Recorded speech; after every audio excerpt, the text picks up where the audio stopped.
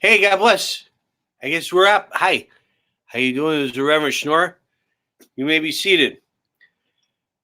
This has been kind of a strange time. I don't know if you noticed, everything's a little bit different now.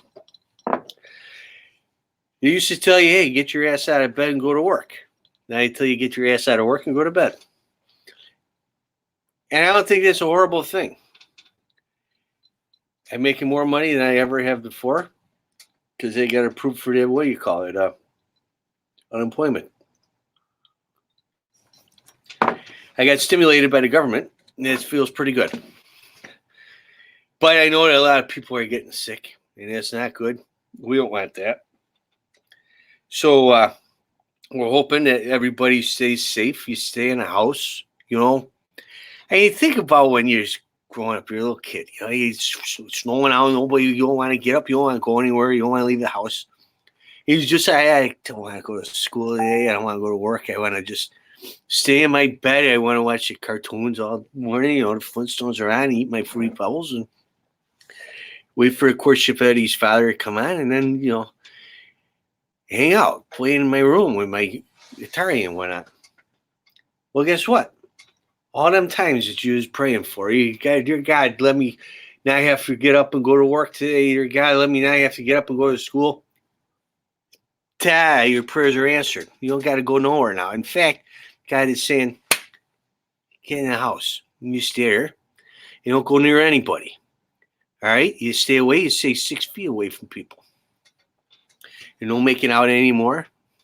None of that stuff. It's all bad. You got to stay in the house and relax.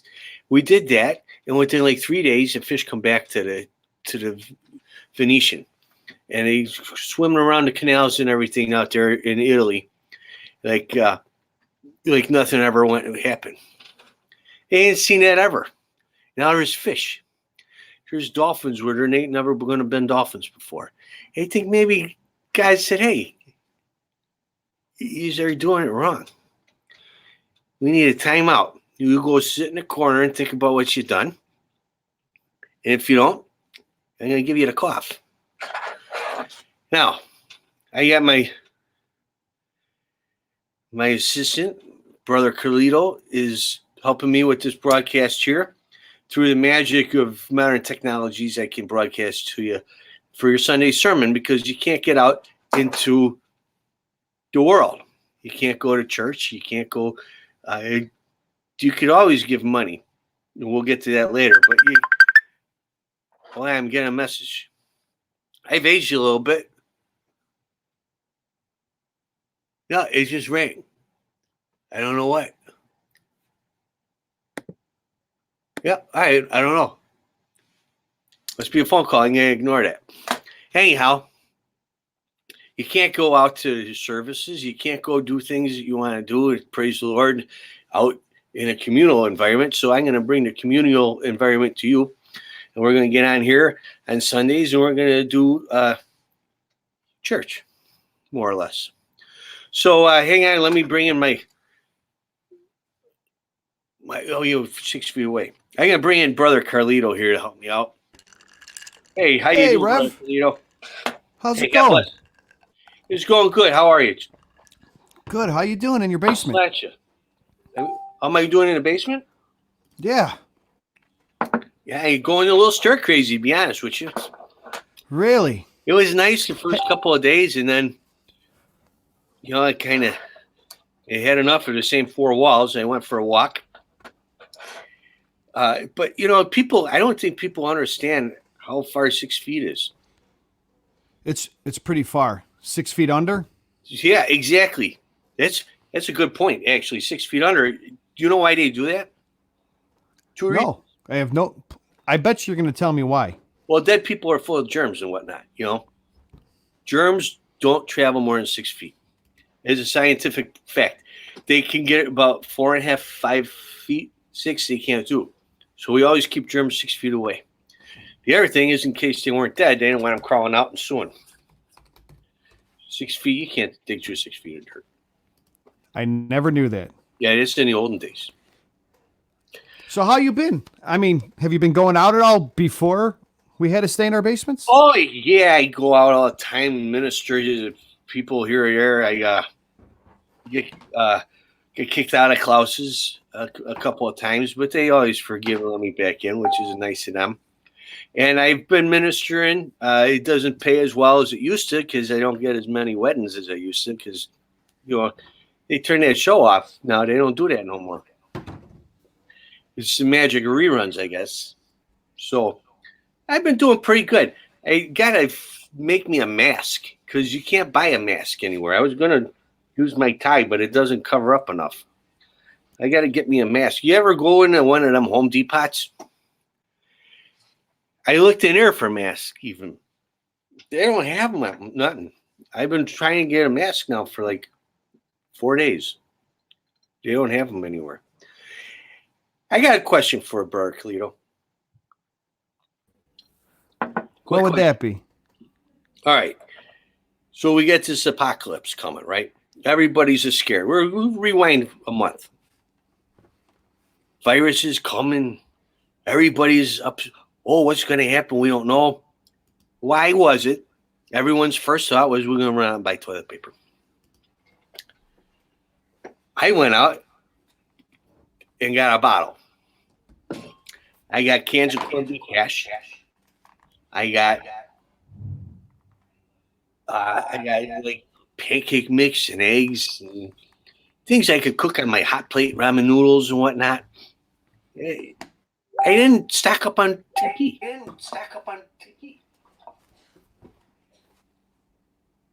Oh, hey, we got questions. Hey, a sec here.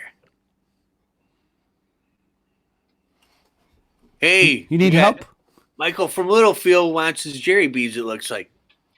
Yeah, the Reverend's gotten a hold of my eyesight's gone. You want Jerry beads, Michael? Hold on. Oh, those are. You got to love the Reverend. Always supplying his fans. I got some right here. They're hanging. Some Jerry beads there for you. Now, are those considered collector's items? They sure as hell are, because I don't know where else you're going to get them nowadays. I would think they're collector's items. All right, well, Nelson may have a question for you. Hang on. Oh, okay. What's up, Nelson? No, he has a comment. Long time no see. Hey, long time no see, Nelson. God bless you. I hope you're doing well. It's been a while too long. And we got one from Gail, too. She wants to know if you're a real minister. Not only am I a real minister, but I played one on TV too. Yeah, I am. In fact, I've married a lot of people, not just on the Jerry Springer show, because like those were largely ceremonial. Not everybody had their required paperwork and whatnot, but since then I've married quite a few people, including a former coworker, or two, actually, 3 former coworkers. Just 2 of them married each other. Hey, Reverend, I'm going to make your mouth water a little bit, and then we're going to get to Will's comment here. Look at that bad boy. Oh, look at that. Good stuff there. That's some of the best stuff around. All right, here's a little comment from Will. Hang on, Will. Oh, boy. Rebuke the coronavirus, Rev. I know you can do it. Will, that was a great idea. I don't have all the tools I need right now, but I think later this week, that's what we should do. We're going to figure out a date that I'm going to try to rebuke. I'm going to exercise the coronavirus right the hell out of here and try to make everything go back to normal. We're going to do that one day this week, I promise, before next Sunday. I got to get all the stuff together that I need. It's a big task, and I can't just do it out of nowhere. But it's a great idea, Will, and I'm going to do it for sure. All right, well, Nelson's got a little add-on here. Hey, God bless you. Nelson, anytime you come to Chicago, I'm up for drinks on you. I never turn on a free drink, and it's my favorite. People ask me, Reverend, what's your favorite kind of beer? What's your favorite kind of whiskey? Other people's is my favorite. Doesn't matter what brand. If you're buying, I'm drinking. So God bless you. I hope to see you in Chicago soon.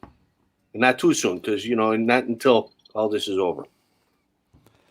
Nice. I'll have to stay 6 feet away from you. I'll still drink your beer, but I won't be able to shake your hand. So we got one question coming over on Twitter is, how's Bubbles? Bubbles. Bubbles is. Oh, I forgot to call Bubbles. Since this thing started, I haven't been able to see her. She ain't, I not dumb enough to move a woman in with me. So, hell, she's probably bad that I didn't call her. Ooh, Bubbles is. I'm gonna guess Bubbles is pissed. That's my guess. The good thing about forgetting to call your old lady during the coronavirus is, she ain't running around on you. Hey, she's probably sitting at home, waiting for me to call. Hey, a lot of the ladies do that nowadays. Something coming across Instagram. Have you been traveling at all? Before this whole thing started, I did a little bit of traveling. I went out one night and woke up in Carbondale, Illinois. Not really sure how I got there, but I just hey, this is Carbondale. Ran into some people on the street who told me that. I used to, hey, where the hell am I? This is yours in Carbondale. I said, oh, where's that? This is like, I don't know, almost Kentucky. Oh, no, Kentucky. Turns out it's like 2 hours east of St. Louis and 5.5 hours south of Chicago. But it's worth the trip. I had a great time down there. I had a great time getting home. I had to rely on the generosity of strangers to get me a bus ticket on a Greyhound. Let me ask you this question here. What's up? 5.5 hours by car, 6 hours on the plane. Why the hell's it take? Wait. Is this? Hang on. Is this a word problem? Yeah, it's kind of like a word problem. All right. Go ahead. You wake up in a city you've never been to before, not knowing how you got there. You bum enough money to get home, but it's just enough for the bus. People say they're driving. It's 5.5 hours. I look at your train schedule. I can't afford. It says 6 hours. Okay. Why is the Greyhound bus 10 hours? Honest to God, 10-hour bus trip for a place that's 5 hours. 10 hours. If I got 10 hours trunk, 10 hours on a bus. Don't they have to drive 55? Do they stop to make you go to the washroom? They stop a lot. I didn't think 5 hours stops, but they did. They stopped a lot, and it was a long trip, a long crazy trip. Well, here, hang on. We got another question here. Hang on. Oh, Nelson, you need me to read it for you, or are you starting to see cross-eyed? No, I'm starting to read them now. This is from Nelson Tull. I got to ask why you didn't relocate with Jerry Springer. It wasn't the same when you and Richard Dominic left. I still watch those classic episodes. Nelson, God bless you. It was not the same after Richard Dominic left. I agree with that. They did a whole nother, what did we do, 2 more years in Chicago, Carlino? I think so. I think, yeah. I think it was Carlino 1 year. 1 year. Yes. Yeah, that really? 1 year. So he did it 1 year, and that was a fun year. And I think and you picked a lot of good horses that year. I did, yes. Carlito's my bookie. You might recognize him from the Reverend on Tap. Anywho, and it was a good year. That 1 year, things started to kind of flow again the way they used to. And then they moved to Connecticut. And why didn't I move to Connecticut? I got to ask you, have you ever been to Connecticut? No, I haven't. You're not missing much. Imagine if you wanted to live in New York, but didn't. Right. Oh, boy. That's Connecticut. I mean, nothing against people who live there. I'm sure it's a wonderful place, but it ain't worth moving from. Besides, they were still only going to pay me $100 a wedding. And, the cost of living in Connecticut is a lot higher than in my mom's basement in Chicago. So I miss it. I love that show, and I love the people who did move to Connecticut and the ones who didn't move to Connecticut, but I couldn't do it. I did fly there a couple times. The audiences were not as nice as the Chicago audiences. They weren't as quick. They weren't as smart. So on Twitter, another question came in. What's your favorite drink, and has it changed, or do you still stick with what you used to know? Oh, my favorite drink. Oh, it changes. I was, partially joking before when I said other people's. Free is my favorite, but I tend to stick with 3 things. I like American or Canadian whiskey. I put it on the rocks with sometimes a splash of water, sometimes not. And that's what I'm drinking tonight. I won't tell you brand names because they won't like that. My Q rating isn't high enough, they say. Anyhow, so American or Canadian whiskey, nothing real expensive or fancy, but I've had the real expensive stuff when I bum other people's, and it's good too. Otherwise, I drink what Brother Carlito is drinking, an old style there, or Miller High Life. I like them as beers, and I'll drink red wine. And it hasn't changed. Here's another one. Okay. Here's another one. What's your favorite movie since you've been quarantined? Oh, my favorite quarantine movie. Well, The Ozark is not a movie, but I've watched a hell of a lot of that. The neighbors got Netflix, and I figured out their code so I could get in and watch some good stuff on there. But my favorite, it's always one of my favorite movies, and this is when I make an exception from the drinks I told you about. I go and I get a bottle of vodka, get a bottle of Kahlua, and a carton and a half. And I sit down and I watch The Big Lebowski, and I drink White Russians all night. And I love it. It's my favorite movie, and it's my favorite thing to do when I'm quarantined. Now that pot is legal in Illinois, it's a lot harder to get because it's more expensive, and people are checking to see that you got it. When you just call up a coworker, say, hey, can you help a brother out? It was a lot easier. He's not checking your ID. He's not taxing you. Yeah. So, again, it's a good thing to do with the Lebowski. I hear you. So what do you have planned once you get out of quarantine? Once I get out of quarantine, first thing I'm going to do is I'm going to start preaching again. I'm going to get out to see the people, God's flock. The sheep are out there, and they need a shepherd. They need me to come to the park and talk on the steps of the field house like I used to do, and on the street corners and the L tunnels between the red line and the blue line, and tell them what they need to know. Because people in these days and ages are looking for help. They are looking for guidance and hope. And so I'm going to go out there and give it to them for a small donation. Will says that dry cough sounded terrible. I hope it stays just a dry cough. I hear you. Wash down with it. I hear that the coronavirus is not like alcohol. But I am quarantined, so if I got it, Will, you're not. Is that true? It is. I read a thing. What I do is hot liquids and whiskey to kill it. It's got to be true because I saw it on Facebook. They also said gargle. They didn't say with what. I have some ideas for Bubbles, but she's not here, like I said. But yeah, no, I did read it. Here's another comment coming in. How do you feel about Sportsbook in Chicago becoming legal? I mean, I'm out of a job. Kind of like the pot. Yeah, my brother Carlito, it impacts him. I'll bet the odds aren't going to be as good, and I'm going to have to. The government's going to be watching it then. That's the big thing.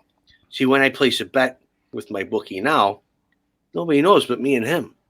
They don't know if I win. They don't know if I lose. They don't know that I did it. Once it becomes legal, now they're in control and they're watching. And that's when our freedoms go away, when they start legalizing things. It sounds counterintuitive, but the more illegal something is, the freer you are to do it. And it goes for Great point. gambling Great and point. pot. Will's happy you're staying quarantined too, just so you know. Oh, Will good. cares about you. And I care about Will too. Very. I see your thumbs.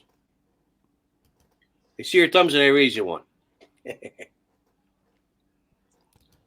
So are you going to try to do these more often? I mean, now with everybody at home at night, and I mean, I think streaming.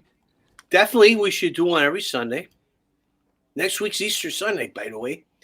You better tune in then, because you can't go. You can't go, and keep your Easter eggs hunts, localized, close. But yeah, we should going to do this every Sunday for the foreseeable future. And then we're going to pop in during the week too, occasionally. Like this week, like one of my buddies suggested here, I think Will, that I got to try to get rid of the coronavirus there and exercise it. So yeah, we're going to do this a lot more now. I think. What do you think, Brother Carlito? I don't know. You know what? I feel some prayer is in the moment right now. Palm Sunday, people are writing chalk work, doing that colorful chalk on their sidewalks. I mean, yes. They want to hear from you. The colorful chalk is beautiful, by the way. Well, like you said, it's Palm Sunday. So let's discuss real quick, and then I'm going to read you a little something from the good book. What is Palm Sunday, you say, Reverend Shnorr? I say, here's what Palm Sunday is. So it's Passover time in Israel, back in the olden days, right? Jesus and his friends were all Jewish. Well, Jesus has been wandering around the desert for a long time now, and he's got lots of people who are following him now. They like him. Whoa, this guy, he's got good things to say, and I believe he's the Messiah. He's come to save us. He's the King of the Jews. So he gets on a donkey on a Sunday morning and starts riding it into town like a king, returning to Jerusalem. And the people they line the roadside. Thousands of people on the roadside. They got palm branches, and they're waving them at him. Oh, like you would a king. The king is returning to Jerusalem for his people. That's something nowadays you only get if you win a Super Bowl. Back then, you had to be a king. And we kind of lowered our standards a little bit. You had to be the Messiah, the Son of God, come down to save the world. Now you just got to kiss more footballs than the other guy. We line up on the road. Oh, you guys are so great. Where are they at now? They're down in their basement just like us. So that was Palm Sunday. And that's what today is. So I'm going to read you a little something because it's a special day for us all, whether you're Christians or Jewish or, you don't believe at all. It's just a nice day. So now the Feast of the Unleavened Bread drew near, which is called Passover. See, and I tell you, and the chief priests and the scribes sought how they might kill him, for they feared the people. I want you to think about that. I'm sure if they could release a virus into the world, they'd have done it back then, but they didn't have that kind of technology like the Chinese have today. Not that I'm saying the Chinese did this on purpose. I'm just give us some thought. So they wanted to kill Jesus because, it was their holy day. And they're afraid. And when people are afraid, that's what they do. They kill people. Which is why when you stock up on toilet paper and canned goods and stuff, don't tell anybody you got it. Tell everybody, I ain't got nothing either. Oh, man, I can't wipe my butt just like you. Because if you got something and they're afraid, they're going to come take it from you. And that's pretty much all I got for today. It's Palm Sunday. It was nice visiting with everybody here. I'll tell you what, for your first time, you did a great job. Hey, thanks, Brother Carlito. So did you. Thank you for all the help and for controlling all the switches and whatnot. I don't know which. I'm always backwards. Cheers. I really want to say cheers. Here. God bless. Thank you. What's the old saying? I'm going to have one for me because I'm going to have one for each one of you. That's right. Hey, God bless is a Reverend Shnorr. You have one for me because I'm going to have one for each one of you. Thank you. God bless. Stay safe. Hey, Reverend, I'll let you say goodbye. I'm going to step away. I'll let you say goodbye. It was nice seeing you. Nice seeing you too, brother Carlito. God bless. Enjoy your Sunday night. So that's it for tonight, everybody. Thank you for joining us. We're going to do this every Sunday for the foreseeable future while we're stuck here in the basement. I hope you stay safe, your friends, and God bless you if you're a nurse or a doctor or a janitor or a hospital, police officer, firefighter, or you stock the grocery shelves or drive a truck. We'd be up Schitt's Creek if it weren't for you guys. God bless. Stay safe. Stay 6 feet apart. Stay home. Drink up, and we'll talk to you later. Okay. Take care. God bless you. I'm going to refill this puppy.